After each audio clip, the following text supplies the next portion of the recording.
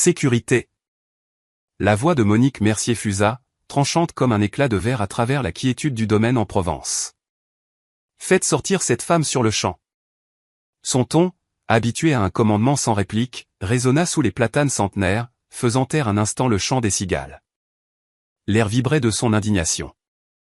Sa montre Cartier scintillait violemment au soleil de l'après-midi alors qu'elle agitait la main avec un mépris souverain. Je ne laisserai pas la réputation de notre famille être anéantie par une quelconque intruse venue chercher l'aumône. Sandrine Dubois ne bougea pas d'un millimètre. Elle se tenait droite, une oasis de calme au milieu de la tempête naissante. Madame, je crois qu'il y a un malentendu. Sa voix était posée, presque mélodieuse, contrastant de manière saisissante avec l'agressivité de son interlocutrice. Un malentendu? Monique s'approcha, son parfum coûteux flottant dans l'air chaud, sa voix tombant dans un murmure venimeux. Écoutez-moi bien. Ce domaine vaut 25 millions d'euros. Nos invités représentent les plus vieilles familles françaises. Votre place n'est pas ici. Sandrine inclina légèrement la tête. Je vous présente mes excuses pour le dérangement occasionné. Les yeux de Monique se plissèrent. L'audace. L'insolence de cette femme était sans borne. Marcher sur une propriété privée comme si elle vous appartenait, elle claqua des doigts en direction des agents de sécurité qui s'approchaient, leurs pas lourds sur le gravier. Escortez-la dehors immédiatement, avant qu'elle ne tente de voler quelque chose ou de se ridiculiser davantage. Les mains de Sandrine restèrent immobiles le long de son corps. Sa voix portait une grâce tranquille. Bien sûr. Comme vous le souhaitez. Monique n'avait pas la moindre idée qu'elle venait de menacer la mauvaise personne. Sandrine ne partit pas. Au lieu de cela, elle se dirigea vers l'allée du jardin, comme si elle l'avait fait 1 millier de fois auparavant. Ses pas suivaient le chemin exact pour éviter les dalles mal scellées qui auraient pu faire trébucher les autres invités, un détail que seule une connaissance intime des lieux pouvait révéler. Le chef de rang se figea au milieu d'une conversation. Madame Mercier, c'est... Monique se retourna brusquement, un éclair dans les yeux. Quoi? Rien, madame. Le visage du chef de rang devint blême. Il se hâta de s'occuper de flûtes de champagne, jetant des regards furtifs et angoissés à Sandrine. Monique remarqua le comportement étrange du personnel. Des serveurs chuchotaient entre eux, la désignant discrètement du menton. Le chef jardinier, Jean, un homme au visage buriné par le soleil, retira sa casquette au passage de Sandrine, puis détourna vivement le regard lorsque Monique le fixa. Mais pourquoi tout le monde agit-il si bizarrement? Marmonna Monique pour elle-même. Sandrine se déplaçait dans le domaine avec une familiarité déconcertante, une aisance qui commençait à ébranler l'assurance de Monique. Elle évita les arroseurs automatiques du jardin à la française sans même baisser les yeux, prit le raccourci derrière la remise à calèche que seuls les habitués de longue date connaissaient. Ses doigts effleurèrent l'écorce du vieux chêne où des initiales avaient été gravées des décennies plus tôt, un geste empreint d'une tendre nostalgie. Monique la suivait à distance, son irritation se muant en une inquiétude sourde. Cette femme étudie notre propriété comme si elle préparait un cambriolage. L'organisatrice de mariage s'approcha nerveusement. Madame Mercier, peut-être devrions quoi? La voix de Monique monta d'un cran. Laisser une inconnue traîner sur le domaine de notre famille? Certainement pas. Sandrine s'arrêta au bord du bassin de réflexion. Elle fixa la fontaine que son grand-père avait fait installer en 1952. La plaque en laiton portant l'inscription « Domaine du Bois » avait été retirée 20 ans plus tôt, mais elle se souvenait parfaitement de son emplacement. Un vieux voiturier s'approcha avec hésitation, ses yeux s'écarquillant de stupeur. « Mademoiselle Sandrine, est-ce bien vous ?» La tête de Monique pivota vivement. « Mademoiselle Sandrine? Vous connaissez cette personne, Jean ?» La bouche de Jean s'ouvrit et se referma comme celle d'un poisson hors de l'eau. « Je hais bien, c'est-à-dire, parler. » ordonna Monique. Elle venait ici il y a très longtemps. Sa voix était à peine un murmure. Sandrine se tourna vers Jean avec un doux sourire. « Bonjour, Jean. Vous prenez toujours aussi magnifiquement soin des jardins. » Ses yeux s'emplirent de larmes. « Mademoiselle, votre père serait si fier. Vous lui ressemblez tellement. » Monique s'interposa brutalement entre eux. « Je ne sais pas à quel petit jeu vous jouez, mais cette conversation est terminée. » Elle attrapa le bras de Jean.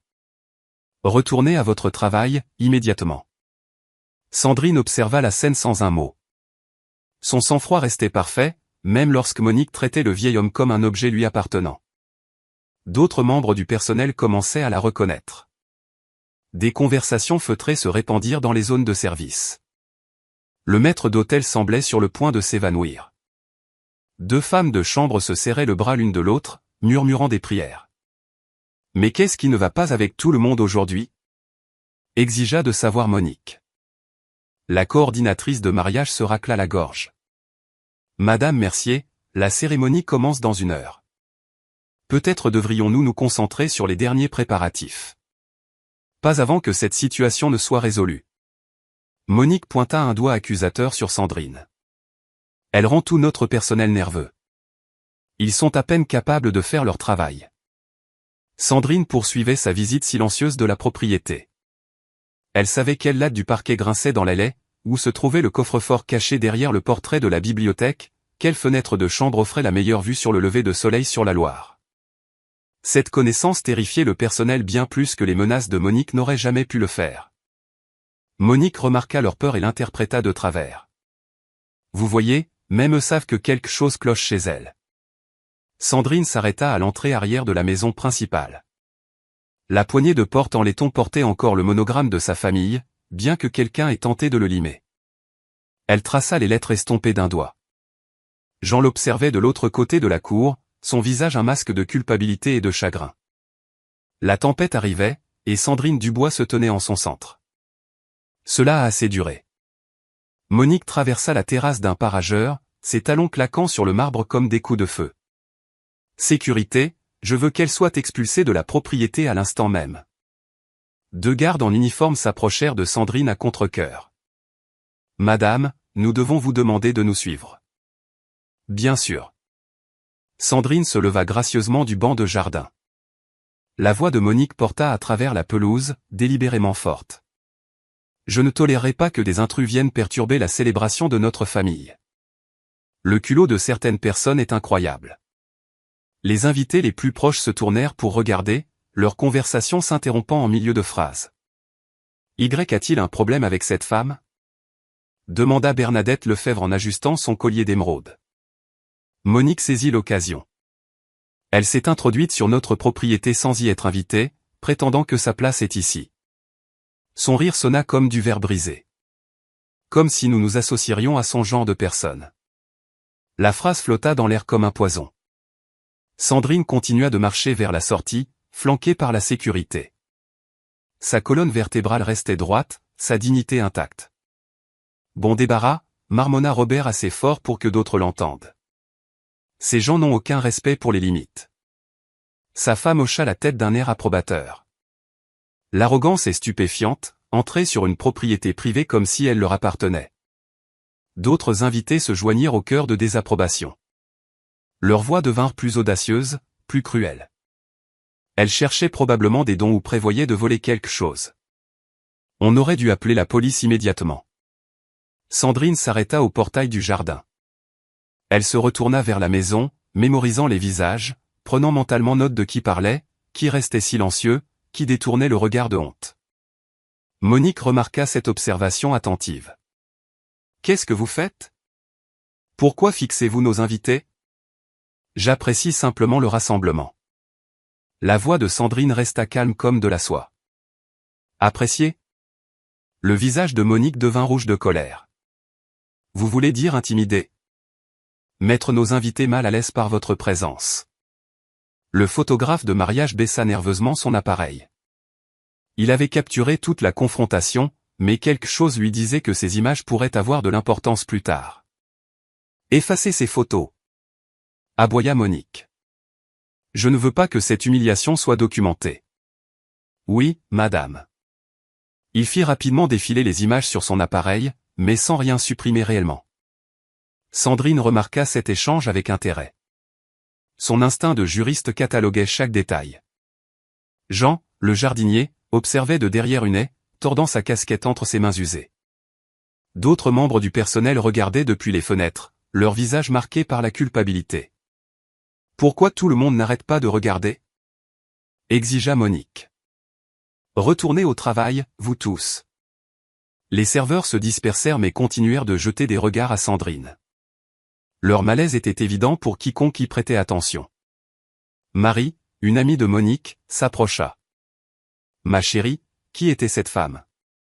Le personnel semble terrifié par elle. Une illuminée qui pense avoir sa place dans la bonne société.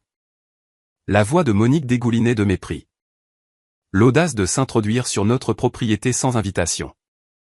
Comment a-t-elle même réussi à passer le portail? Elle a probablement escaladé la clôture. Ces gens n'ont aucun respect pour la propriété privée. Sandrine atteignit l'entrée principale du domaine.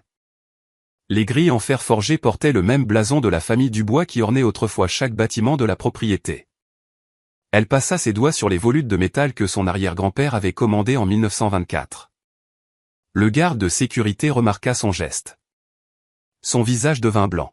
« Madame, nous devrions y aller. » Un instant. Sandrine étudia la plaque en laiton soudée par-dessus le nom de famille d'origine. Le travail de camouflage était bâclé, fait à la hâte 20 ans plus tôt.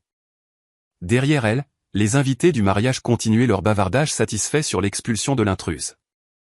Ils se félicitaient d'avoir protégé leur cercle social. Monique s'adressa à la foule comme un général victorieux. « Mesdames et messieurs, veuillez pardonner cette perturbation. Certaines personnes ne comprennent tout simplement pas leur place dans la société. » Des applaudissements parcoururent l'élite rassemblée. Sandrine franchit enfin les portes, mais au lieu de s'éloigner, elle se dirigea vers sa voiture garée de l'autre côté de la rue. Elle ouvrit le coffre et en sortit une mallette en cuir. Le garde de sécurité recula d'un pas. « Madame, qu'y a-t-il dans cette mallette ?»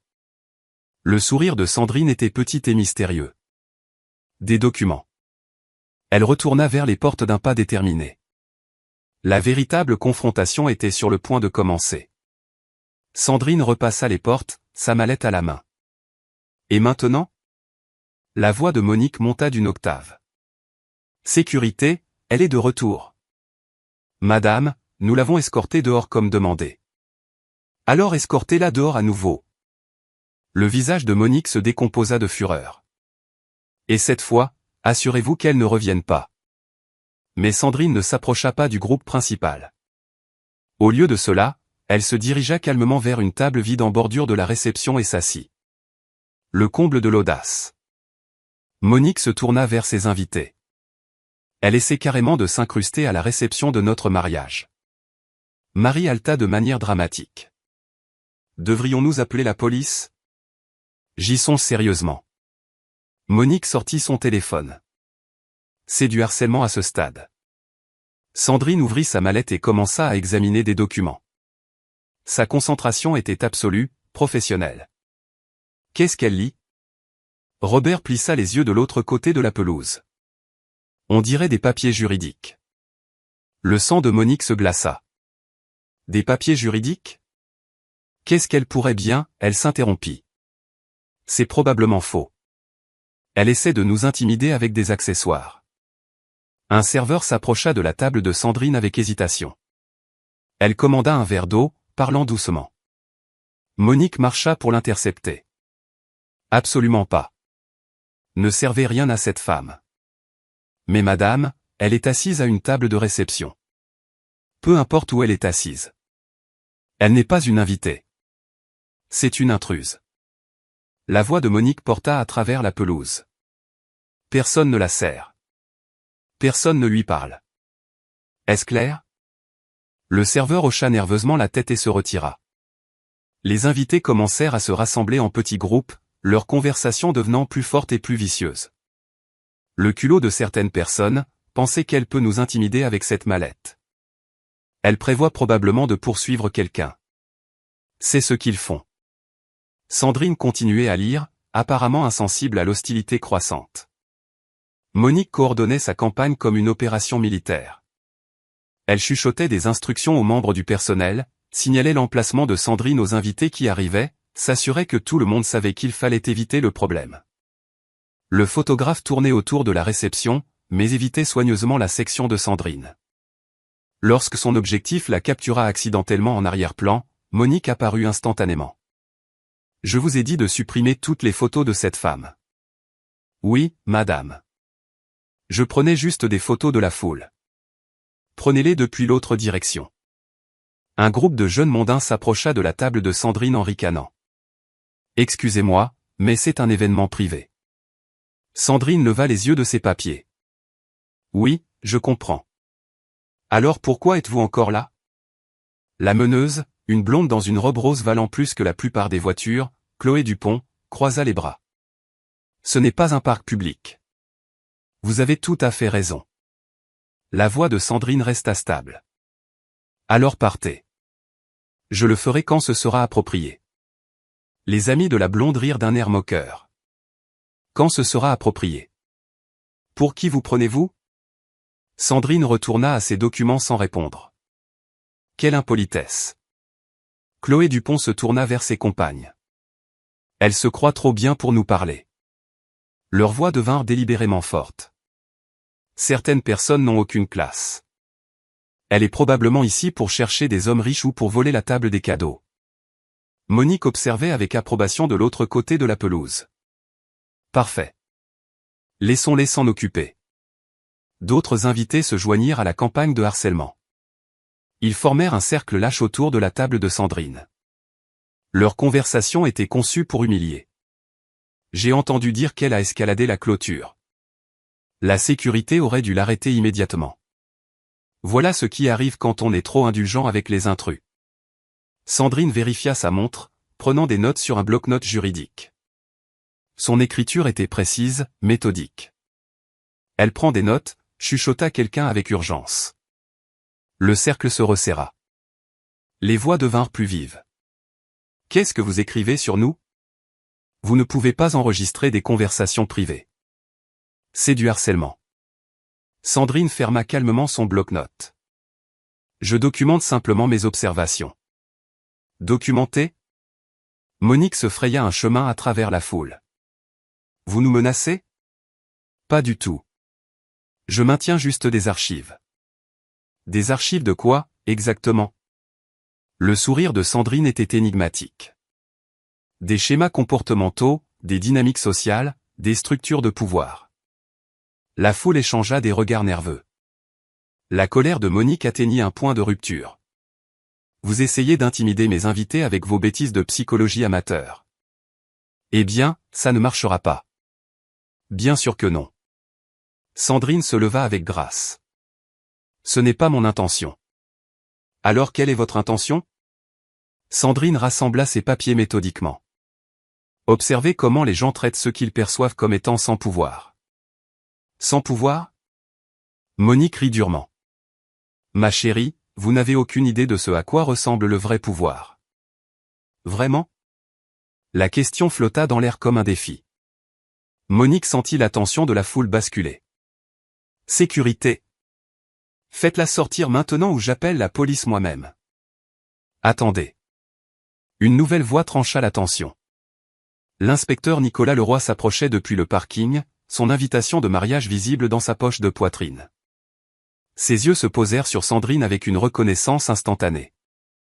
Son visage devint complètement blanc. Mon Dieu, souffla-t-il. Sandrine, qu'est-ce que vous faites ici? Monique se retourna. Vous connaissez cette femme? Nicolas regarda Sandrine, puis la foule hostile qui l'entourait. Sa formation de policier prit le dessus, analysant la situation instantanément. Oui, dit-il lentement. Je la connais. La foule se pencha en avant avec impatience. Eh bien, qui est-ce? La bouche de Nicolas s'ouvrit, puis se referma. Il regarda Sandrine, qui fit un très léger signe de tête négatif. C'est, il déglutit difficilement. C'est quelqu'un à qui vous ne voulez pas vous frotter. Mais Monique n'avait pas encore terminé son tour de piste victorieux. Quelqu'un à qui je ne veux pas me frotter? Le rire de Monique était strident. Nicolas, mon cher, vous êtes mélodramatique. C'est juste une femme qui s'est égarée sur notre propriété. Nicolas Leroy regarda Sandrine avec quelque chose qui approchait de l'admiration. Madame, je n'avais aucune idée que vous seriez ici aujourd'hui. Bonjour, inspecteur Leroy. La voix de Sandrine portait une chaleur tranquille. Félicitations pour votre promotion. Merci. Vous êtes, il se reprit. Merci, madame. La foule remarqua immédiatement sa déférence. Nicolas Leroy était un homme solide, un inspecteur de police décoré. Il ne montrait de déférence envers personne. Nicolas, qu'est-ce qui ne va pas avec vous? Exigea Monique. Pourquoi agissez-vous si étrangement? Nicolas retira son chapeau avec respect. Madame Mercier, peut-être pourrions-nous en discuter en privé. Discuter de quoi? Il n'y a rien à discuter. Cette femme s'est introduite sur la propriété de notre famille. Votre propriété? Les sourcils de Nicolas se haussèrent légèrement. Bien sûr que c'est notre propriété. La famille Mercier vit ici depuis 20 ans. Nicolas regarda de nouveau Sandrine. Son expression restait parfaitement neutre. Nicolas. Monique claqua des doigts comme pour appeler un chien. Arrêtez de la fixer et faites votre travail. Arrêtez-la pour violation de propriété. Je ne peux pas faire ça. Comment ça, vous ne pouvez pas? Vous êtes un officier de police. Madame Mercier, croyez-moi sur ce point. Vous ne voulez pas que je l'arrête. La foule murmura, confuse. Marie chuchota avec urgence à Robert. Pourquoi ne veut-il pas l'arrêter? La voix de Monique atteignit presque l'hystérie. Nicolas Leroy, je vous connais depuis que vous êtes en couche. Votre mère et moi étions à l'école ensemble. Maintenant, arrêtez cette femme ou j'appelle votre supérieur. Le visage de Nicolas se durcit. Allez-y, appelez-le. Voyez ce qu'il dira. Qu'est-ce que cela est censé signifier? Cela signifie que certaines personnes sont au-dessus de votre niveau, Monique. L'insulte la frappa comme un coup physique. Monique chancela en arrière. Comment osez-vous me parler de cette façon? Comment osez-vous lui parler de cette façon? Nicolas fit un signe de tête vers Sandrine. Chloé Dupont s'avança audacieusement. Qui est-elle? Une sorte de criminel que vous avez arrêté auparavant? Le rire de Nicolas était amer. Mademoiselle, vous n'avez pas la moindre idée. Alors dites-nous. Nicolas regarda Sandrine d'un air interrogateur. Elle acquiesça très légèrement. C'est quelqu'un avec plus d'autorité que n'importe qui à ce mariage. De l'autorité? Robert ricana. Quel genre d'autorité pourrait-elle bien avoir? Le genre que vous ne remettez pas en question. La confusion de Monique se transforma en rage. Arrêtez de parler par énigme. Si elle est si importante, pourquoi s'incruste-t-elle à notre mariage? Peut-être qu'elle ne s'incruste pas. Bien sûr qu'elle s'incruste. Nous ne l'avons pas invitée. Avez-vous invité tous ceux qui ont leur place ici? La question fit taire la foule. Sandrine vérifia de nouveau sa montre. Inspecteur Leroy, peut-être devrions-nous les laisser profiter de leur célébration. Bien sûr, madame. Comme vous le jugerez bon. Sa déférence continue rendait Monique folle. Nicolas, qu'est-ce qui vous a pris? Rien. Je sais juste à qui j'ai affaire. Et à qui avez-vous affaire, exactement? Nicolas regarda le cercle de visages hostiles. Les membres du personnel qui observaient nerveusement depuis les coulisses, le manoir se dressant derrière eux comme un monument au privilège de l'argent hérité. Quelqu'un qui pourrait changer toutes vos vies avec un simple coup de fil. C'est ridicule. Vraiment? Le sourire de Nicolas était sinistre. Madame Mercier, savez-vous qui possède réellement cette propriété? Le visage de Monique devint blanc. Quel genre de question est-ce là? Une question simple. Qui détient l'acte de propriété de ce domaine? La famille Mercier. Évidemment. Évidemment. Nicolas hocha lentement la tête. Et vous en êtes sûr? Bien sûr que j'en suis sûr. C'est notre maison. Sandrine ferma sa mallette avec un clic doux. Le son parut plus fort que le tonnerre dans le silence soudain. Nicolas Leroy sortit son téléphone. Madame Mercier, laissez-moi vous aider à éclaircir cela. Il n'y a rien à éclaircir, aboya Monique. C'est notre propriété. Alors cela ne vous dérangera pas si je fais une recherche rapide de propriété. Ses doigts volèrent sur l'écran. Le registre foncier du comté de Loir-et-Cher est une information publique. Les yeux de Monique lançaient des regards nerveux. C'est complètement inutile. Juste pour être minutieux.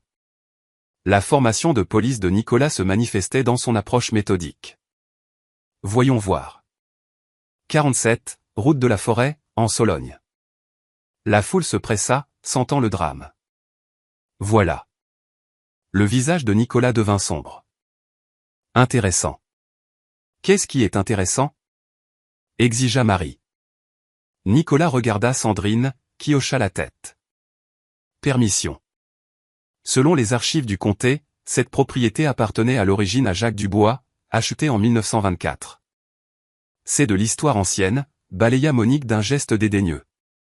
La famille Mercier possède ce domaine depuis des décennies. En fait, non. Nicolas continua de faire défiler. Le domaine de Jacques Dubois a été transmis à son fils, Robert Dubois, en 1952, puis à la fille de Robert. Il fit une pause dramatique. Sandrine Dubois. Le silence était assourdissant. C'est impossible, balbutia Robert. Les Mercier ont acheté cette propriété légalement. Nicolas secoua la tête. Aucune vente enregistrée. La propriété a été transférée par héritage à Mademoiselle Dubois en 2003. Le visage de Monique se vida de toutes couleurs. Il doit y avoir une erreur dans les registres. Les registres du comté ne mentent pas. La voix de Nicolas portait l'autorité d'un flic. Mais vérifions. Il passa un appel.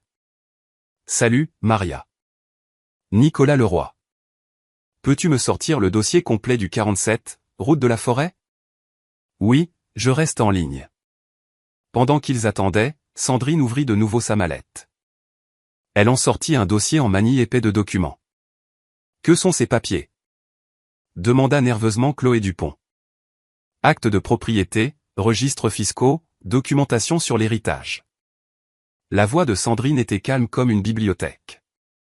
Souhaitez-vous les voir? Monique se jeta en avant. Ne leur montrez rien.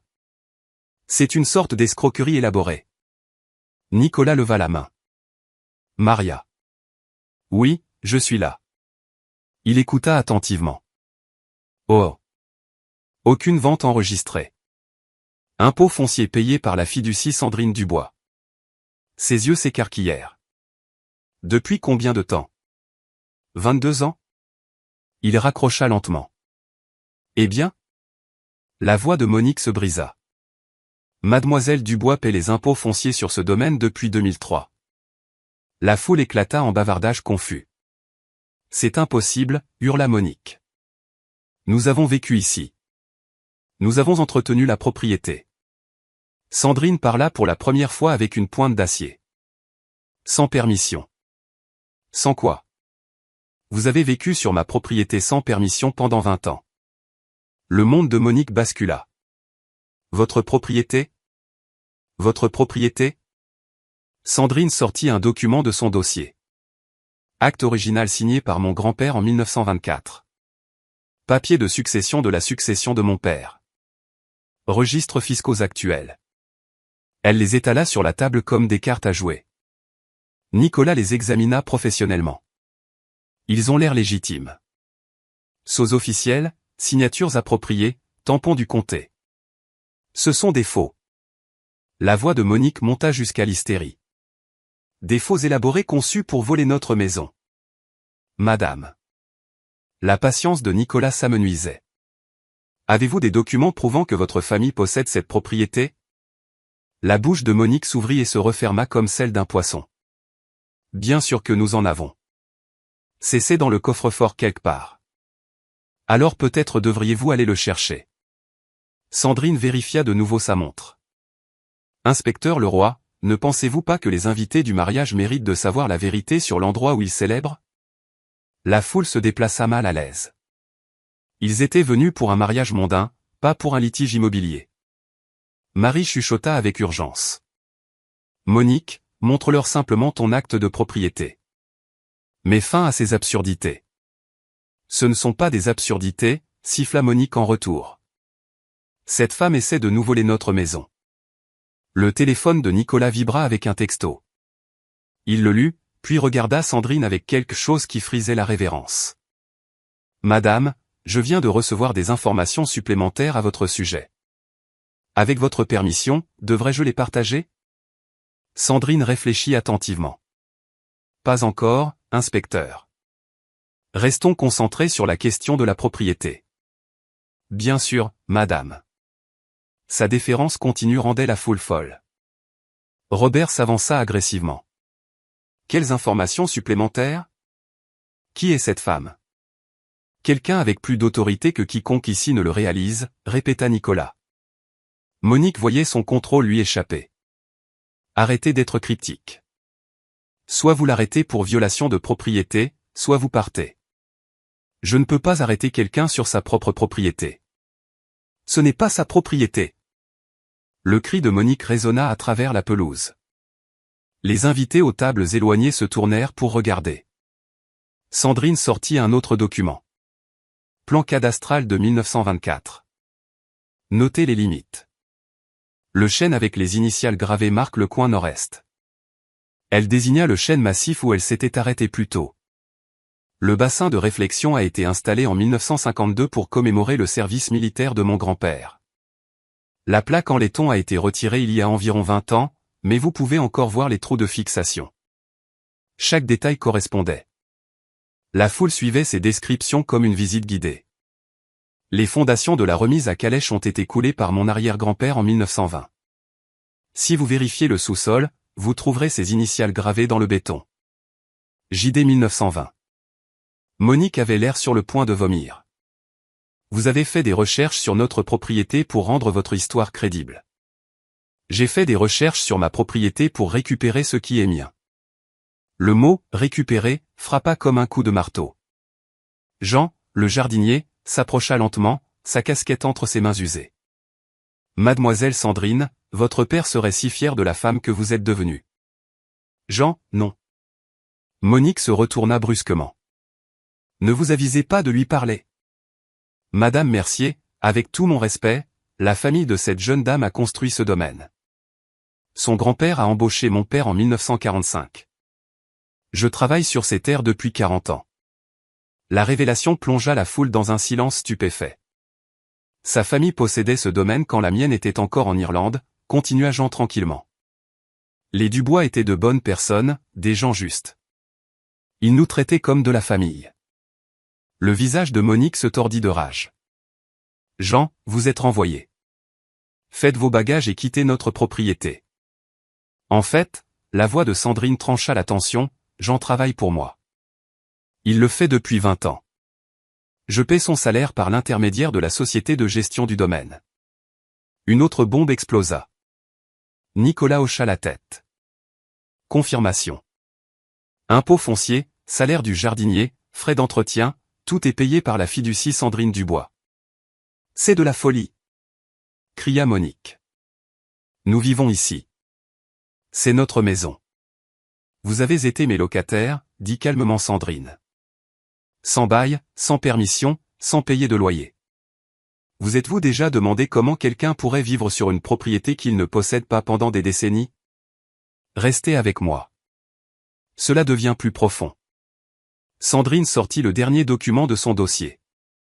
Il y a 20 ans, mon père a reçu une lettre prétendant que la propriété avait été vendue pour couvrir des dettes de succession. La lettre était signée par Gestion Immobilière Mercier. Elle en brandit une copie. La lettre était frauduleuse. Aucune dette n'existait. Aucune vente n'a eu lieu. La propriété est restée dans le patrimoine de la famille Dubois. Les genoux de Monique fléchirent. Elle attrapa le bras de Marie pour se soutenir. La fraude était sophistiquée, continua Sandrine.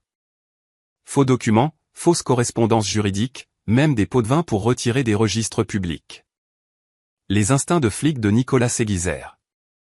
Madame, êtes-vous en train de dire que la famille Mercier a commis une fraude? Je dis que quelqu'un l'a fait. La foule regarda Monique avec une horreur naissante, mais Sandrine n'avait pas encore fini de révéler son véritable pouvoir. Monique Mercier redressa sa colonne vertébrale comme un cobra se préparant à frapper. C'est de l'extorsion. Sa voix porta à travers la pelouse avec une autorité renouvelée. Des années à commander des serviteurs et à intimider le personnel refluèrent dans sa posture. Mesdames et messieurs, s'adressa-t-elle à la foule, nous assistons à une arnaque sophistiquée. Cette femme a passé des mois, peut-être des années, à faire des recherches sur notre famille pour construire cette fraude élaborée. Marie hocha vigoureusement la tête. Monique a raison. Elle a probablement trouvé de vieux registres de propriété et a construit son histoire autour d'eux. Robert se joignit à la contre-attaque. Le timing est suspect. Débarquer à un mariage avec de faux documents, en espérant nous prendre au dépourvu. Sandrine resta assise, observant la réponse coordonnée. Pensez-y logiquement, continua Monique, s'échauffant sur son thème. Si elle possédait vraiment cette propriété, pourquoi attendre jusqu'à aujourd'hui? Pourquoi ne pas nous contacter en privé? Parce qu'elle voulait un maximum d'embarras, ajouta Chloé Dupont. Un maximum de levier pour son procès. La foule murmura son accord. Le récit familier de la fausse accusation contre des familles respectables résonnait avec leur expérience. Monique sortit son téléphone. J'appelle notre avocat de famille, Pierre Dubois de Dubois et Associés. Il exposera cette fraude en quelques minutes. Elle composa le numéro avec une précision théâtrale. Pierre? Monique Mercier. Nous avons une situation. Oui. Au mariage. Une femme prétend posséder notre domaine. Faux documents, tout ça. Oui, s'il vous plaît, venez immédiatement. Monique raccrocha triomphalement. Notre avocat est en route. Il traite des litiges immobiliers depuis 30 ans. Il reconnaîtra des faux quand il en verra. Nicolas Leroy se déplaça, mal à l'aise. Madame Mercier, peut-être devriez-vous attendre. Attendre quoi? D'être escroqué? La confiance de Monique monta en flèche. Nicolas, je comprends qu'elle vous ait trompé avec son numéro, mais vous êtes un officier de police. Utilisez votre formation. Ma formation me dit, votre formation devrait vous dire d'arrêter quelqu'un qui tente une fraude. La foule se rallia derrière la force retrouvée de Monique. Elle a raison, déclara Robert. Toute cette performance put le coup monter. Marie pointa un doigt accusateur sur Sandrine. Regardez-la assise là, si calmement. Elle a tout planifié. Monique saisit l'élan. Exactement. Elle a fait des recherches sur notre famille, a appris la date de notre mariage, a fabriqué de faux documents, a même soudoyé ce vieux fou de Jean pour soutenir son histoire. Et, maintenant, protesta faiblement Jean. Tais-toi, Jean. Aboya Monique. Tu fais probablement partie de cette arnaque. Combien t'a-t-elle payé? Sandrine parla doucement. Monsieur Jean a reçu son salaire normal, rien de plus. Un salaire normal de qui? Vous n'avez pas d'argent pour payer des salaires. La voix de Monique se renforçait à chaque mot. Regardez-la, tout le monde. Ressemble-t-elle à quelqu'un qui possède un domaine de 25 millions d'euros? Où sont ses bijoux? Ses vêtements de créateur? Sa voiture de luxe? La foule examina la modeste robe bleu marine de Sandrine avec une suspicion renouvelée. Exactement, intervint Marie. La vraie richesse n'a pas besoin de s'annoncer aussi désespérément. Monique s'approcha de la table de Sandrine comme un prédateur. Où est votre Rolls-Royce? Vos serviteurs? Votre service de sécurité? Où sont les attributs de la vraie richesse? Le silence de Sandrine nourrissait leur confiance. Je vais vous dire où, continua Monique. Dans son imagination. Voilà à quoi ressemble l'illusion, les gens.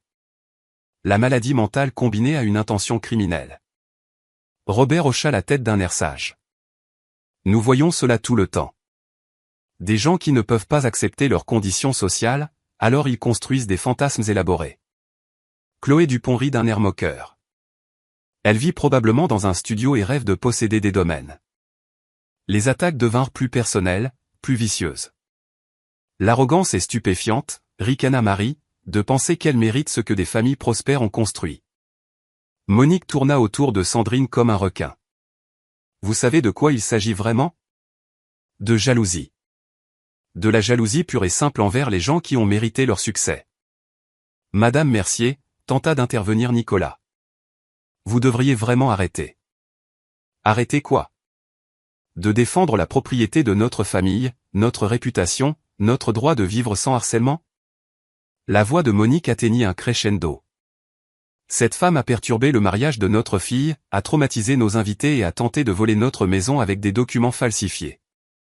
Je veux qu'elle soit arrêtée pour fraude, violation de propriété et harcèlement. La foule applaudit spontanément. Pierre Dubois la mettra en prison d'ici ce soir, déclara Monique. Nous la poursuivrons pour diffamation, détresse émotionnelle et tentative de vol. Quand nous aurons terminé, elle passera des années en prison à regretter cette erreur. Sandrine vérifia sa montre une fois de plus. Qu'est-ce que vous chronométrez ? Exigea Monique. Votre évasion avant l'arrivée de la police ? Pas du tout. Monique se pencha, son visage à quelques centimètres de celui de Sandrine. Écoutez attentivement, qui que vous soyez. Vous vous en êtes pris à la mauvaise famille. Nous avons des relations que vous ne pouvez pas imaginer.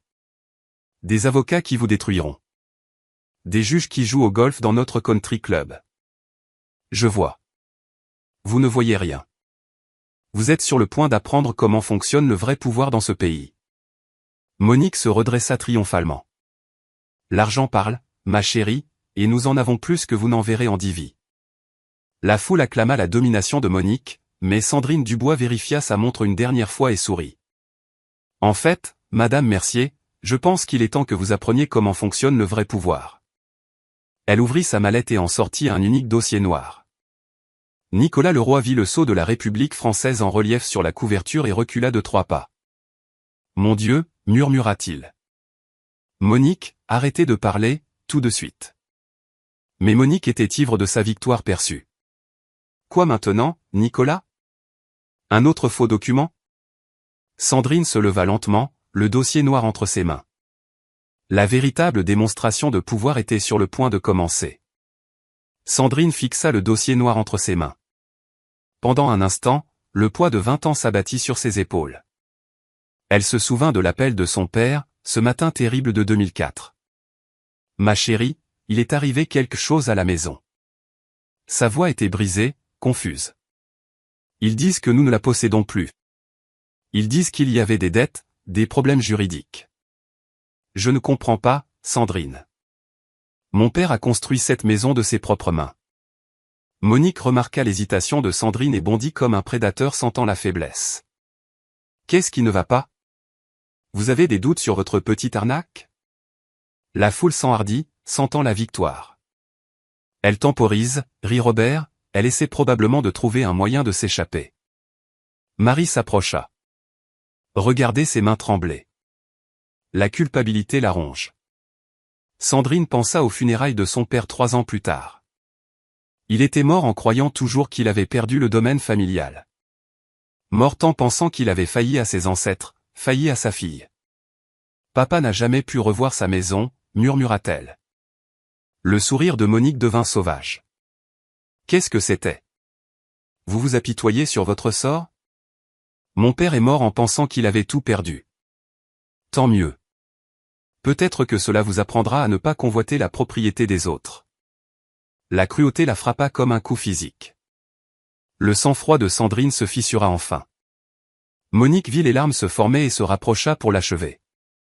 Oh, maintenant nous avons droit à l'histoire larmoyante. Laissez-moi deviner. Pauvre petite fille dont le père a rempli la tête de conte de fées sur la possession de manoir. La foule rit d'un air approbateur. Pathétique, ricana Chloé Dupont. Absolument pathétique. Sandrine ferma les yeux, luttant contre 20 ans de douleur et de rage.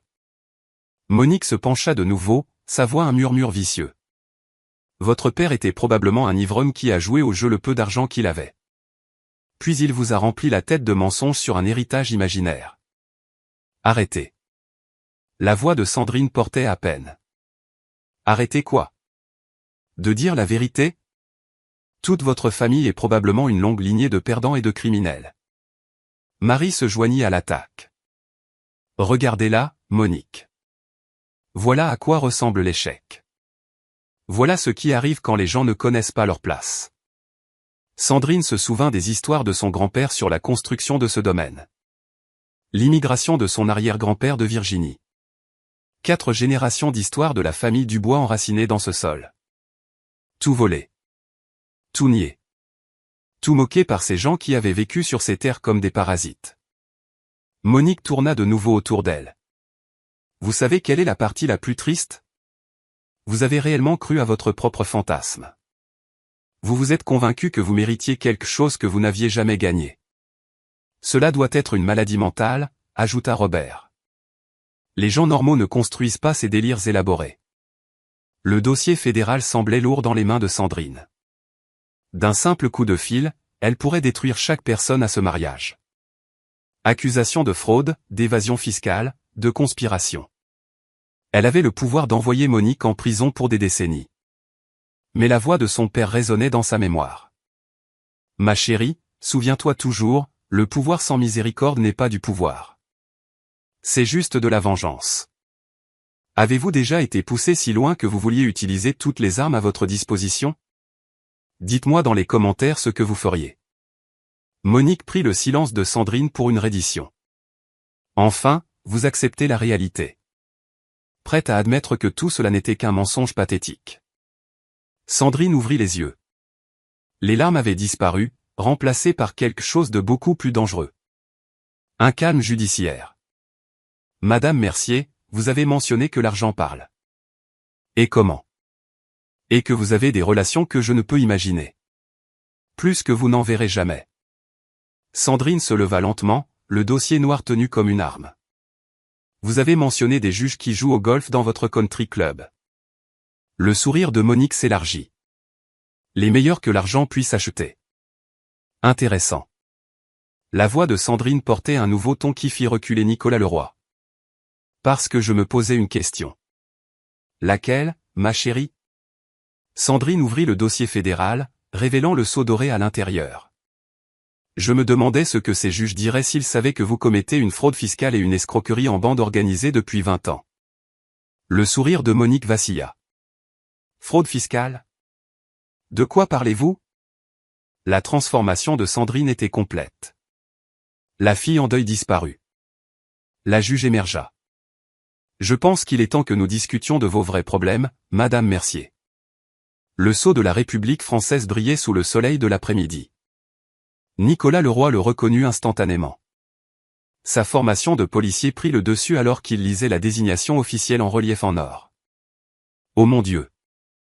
Sa voix porta à travers la pelouse soudainement silencieuse. Madame, je n'avais aucune idée que vous étiez magistrate. La confiance de Monique vacilla. Magistrate? Quelle magistrate? Nicolas retira de nouveau son chapeau, cette fois avec une révérence évidente. Madame Mercier, vous devez arrêter de parler, tout de suite. Pourquoi devrais-je arrêter de parler? Parce que vous insultez une présidente de chambre à la cour d'appel. Les mots frappèrent comme la foudre. Plusieurs invités haltèrent de manière audible. Le verre de champagne de Robert lui glissa des doigts, se brisant sur les dalles. Monique fixa le dossier entre les mains de Sandrine. C'est impossible. Présidente de chambre Sandrine Dubois, cour d'appel de Paris. La voix de Nicolas portait une autorité de flic. Nommé par le président, confirmé par le Sénat. La foule recula instinctivement. Même les riches mondains comprenaient le pouvoir judiciaire. Marie attrapa le bras de Monique. Monique, nous devons partir, maintenant. Mais Monique ne pouvait pas traiter ce qu'elle entendait. Une juge? C'est une juge? Pas n'importe quel juge, continua Nicolas d'un air sombre. Les magistrats de ce rang sont essentiellement intouchables.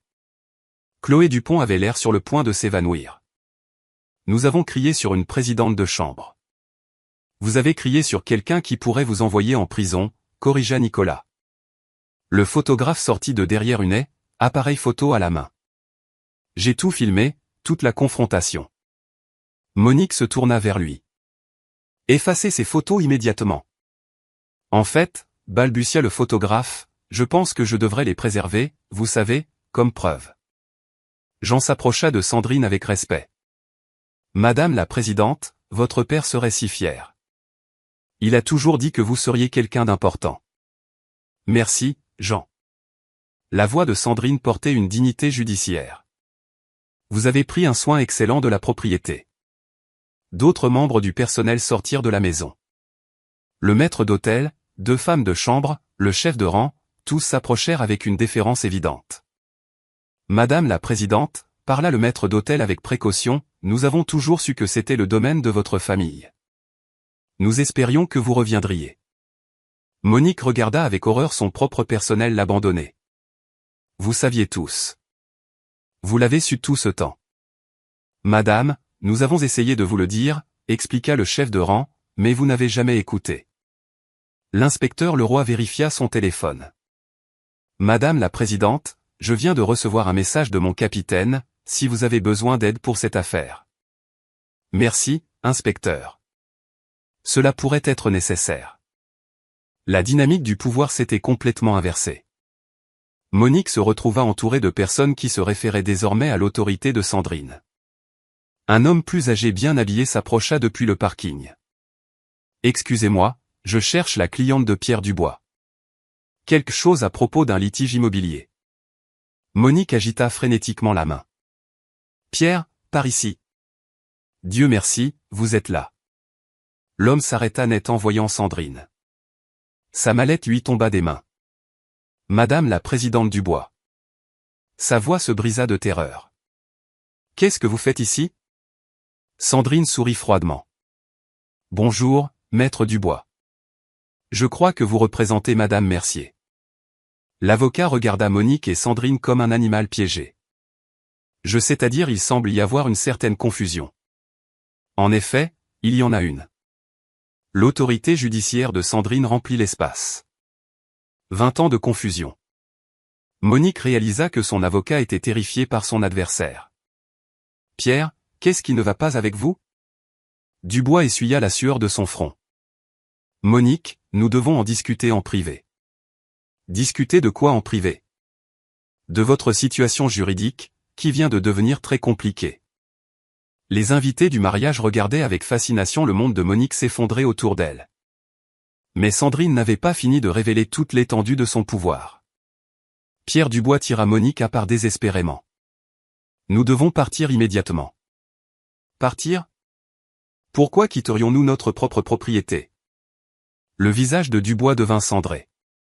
Monique, cette femme n'est pas n'importe quelle magistrate. C'est la présidente de chambre Sandrine Dubois, de la Cour d'appel de Paris. Et alors? Et alors, elle traite les crimes majeurs, le crime organisé, la corruption publique, la fraude financière. Sa voix tomba dans un murmure terrifié. Elle a condamné 3 députés à la prison l'année dernière.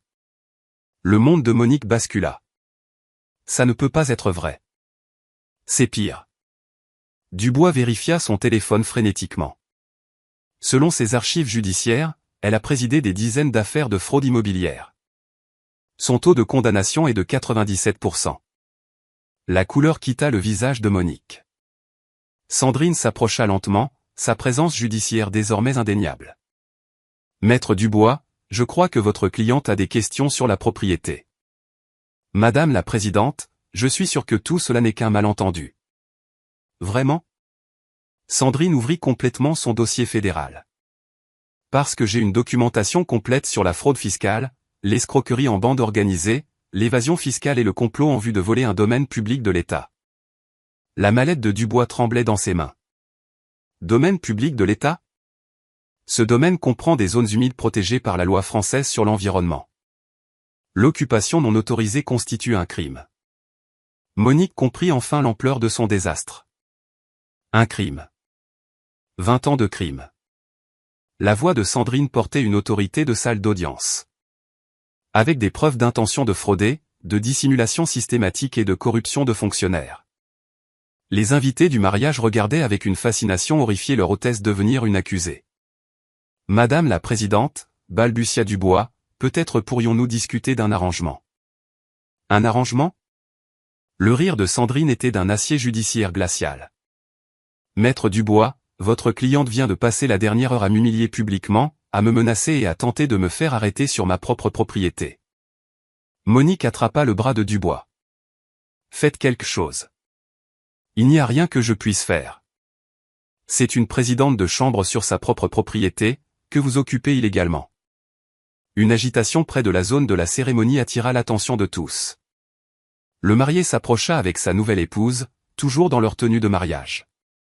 Pourquoi tous ces cris? Demanda Léo Mercier à sa mère. Monique pointa un doigt tremblant vers Sandrine. Cette femme essaie de nous voler notre maison.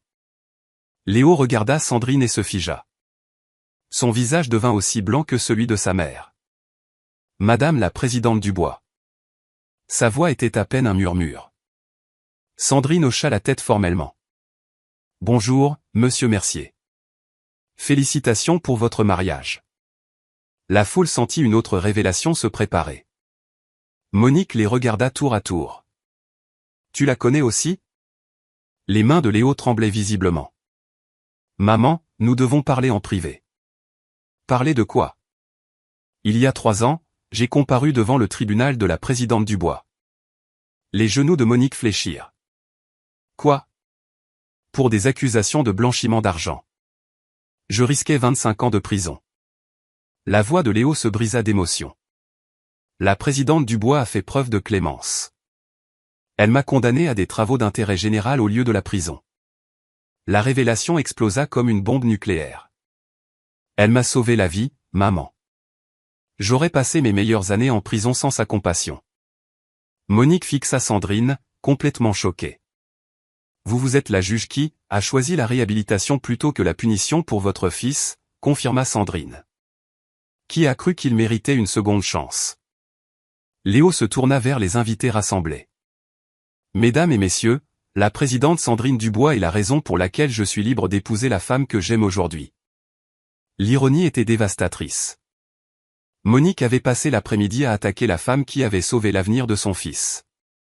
Madame la présidente, s'approcha Léo avec une révérence évidente, je n'avais aucune idée que vous seriez ici aujourd'hui. J'aurais dû vous inviter personnellement pour vous remercier pour tout. Le sourire de Sandrine portait une miséricorde judiciaire. Monsieur Mercier, je suis venu observer comment le pouvoir traite les sans-pouvoir. La leçon a été instructive. Et Monique réalisa qu'elle avait publiquement humilié une présidente de chambre qui tenait la vie de son fils entre ses mains. Le renversement complet du pouvoir était désormais absolu. Léo Mercier se dirigea vers le microphone du mariage. Mesdames et messieurs, je dois faire une annonce importante. La foule se détourna du drame pour écouter, les verres de champagne figés à mi-chemin des lèvres. Monique se jeta en avant. Léo, n'ose pas. Madame la présidente Dubois. Léo parla dans le microphone, sa voix portant à travers tout le domaine. Voudriez-vous bien me rejoindre? Sandrine se dirigea calmement vers la petite estrade. Son autorité judiciaire était désormais incontestable pour toutes les personnes présentes. Il y a 3 ans, continua Léo, je me suis tenu devant le tribunal de cette femme, faisant face à des accusations de blanchiment d'argent qui auraient pu détruire ma vie. Des halètements parcoururent les invités du mariage. Certains sortirent leur téléphone pour enregistrer. J'étais coupable. Les preuves étaient accablantes. Je méritais la prison. La voix de Léo se brisa d'émotion. La présidente Dubois aurait pu me condamner à 25 ans. Au lieu de cela, elle a vu quelque chose qui valait la peine d'être sauvée. Monique tenta d'atteindre le microphone. Léo, arrête ça tout de suite.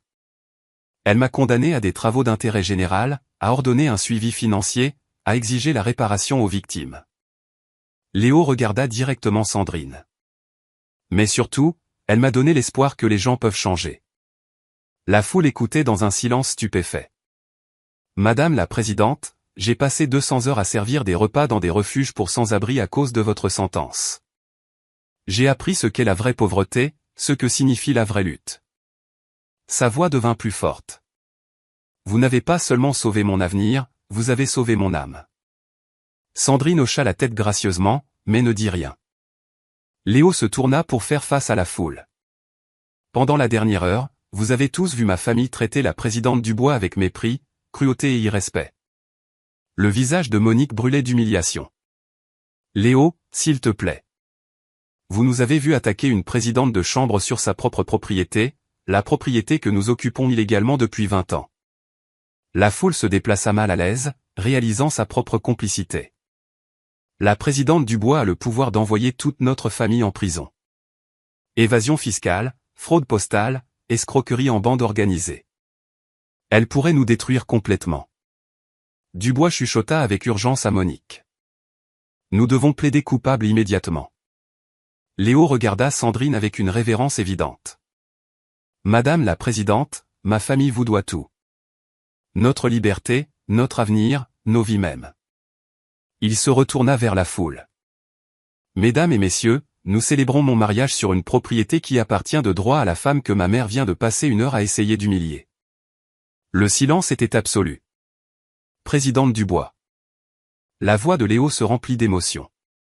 Je ne sais pas pourquoi vous êtes ici aujourd'hui, mais je suis reconnaissant de l'occasion de vous remercier publiquement.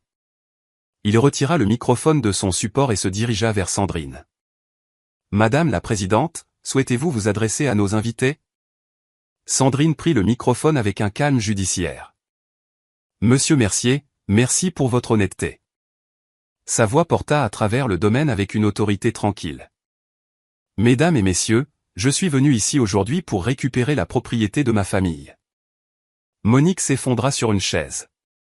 Mais en regardant votre fils parler avec tant de courage et de maturité, je me souviens pourquoi j'ai choisi la miséricorde il y a 3 ans. Sandrine fit une pause, laissant les mots s'imprégner.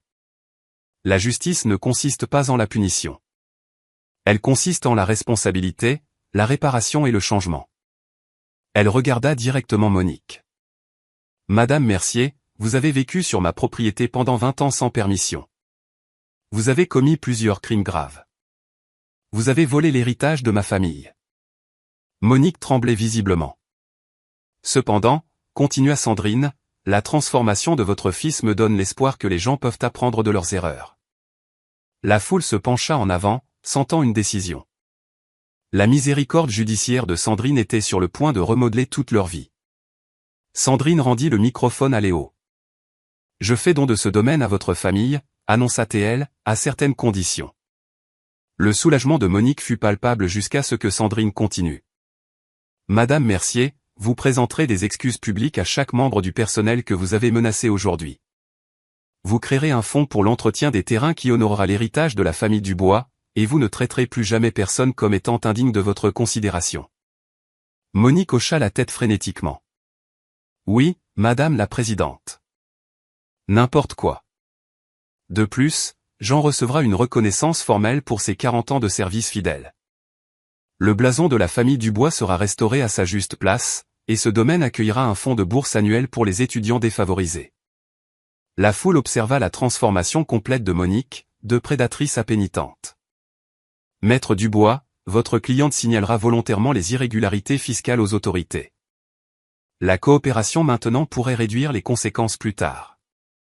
Dubois hocha sombrement la tête. Compris, Madame la présidente. Sandrine observa une dernière fois les invités rassemblés. Mesdames et messieurs, souvenez-vous de ce jour. La véritable autorité n'exige pas le respect par l'intimidation. Elle le gagne par le service. Elle ferma sa mallette avec une dignité tranquille. Certaines personnes commandent une pièce sans dire un mot. D'autres crient et ne commandent toujours rien. Sandrine Dubois se dirigea vers sa voiture, laissant derrière elle un mariage dont on se souviendra pour toutes les mauvaises raisons et toutes les bonnes leçons. Question finale pour vous. Quand vous avez un réel pouvoir, l'utilisez-vous pour élever les autres ou les diminuer? Partagez vos pensées ci-dessous et abonnez-vous pour plus d'histoires sur la justice dans des situations inattendues.